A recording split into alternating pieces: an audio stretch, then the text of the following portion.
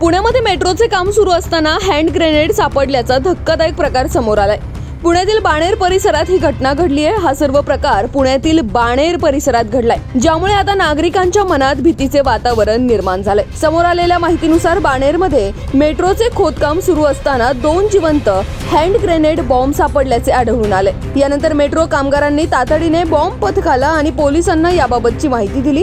यानंतर घटनास्थळी आल्यानंतर बॉम्ब पथकाने हे दोन्ही हँड ग्रेनेड बॉम्ब ताब्यात घेतले। अद्याप हे हँड ग्रेनेड बॉम्ब या ठिकाणी कसे आले हे समोर आलेले नाही, त्यामुळे सध्या पोलीस या सर्व घटनेचा तपास करत आहेत।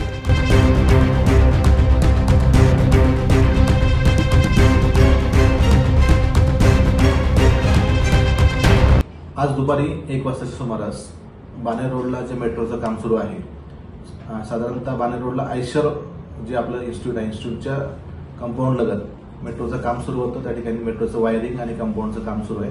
त्या ठिकाणी एक हँड ग्रेनेड सापडलं, ते जे की गंजलेल्या अवस्थेत होतं, अतिशय जुनाट अशा अवस्थेत होतं। ते आम्ही तात्काळ BDDS टीमला पाचारण केलं होतं। BDDS टीम त्या ठिकाणी आली। BDDS टीमने व्हेरीफाय केलं, त्याचे काही पिन निघाल्यामुळे आणि सेफ्टी रिझन्समुळे BDDS टीमने ते जागेवर डिस्पोजल करण्यात आलेलं आहे।